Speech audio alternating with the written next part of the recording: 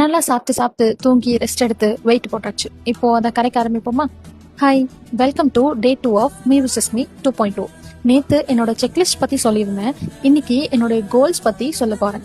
Challenge ஆரம்பிக்க போறேன் அப்படின்னு டிசைட் பண்ணதுக்கு அப்புறம் நான் பண்ண முதல் விஷயம், எனக்கு இப்போ எதெல்லாம் சரியா இல்லையோ, என் லைஃப்ல இப்போ எதெல்லாம் மாத்தணும்னு நினைக்கிறேனோ அதை ஒரு லிஸ்டா ரெடி பண்ணேன். அதை என்னோட நீட்ஸ்க்கு ஏத்த மாதிரி பிசிக்கல், ஸ்பிரிச்சுவல், கேரியர் அப்படின்னு பிரிச்சுக்கிட்டேன்.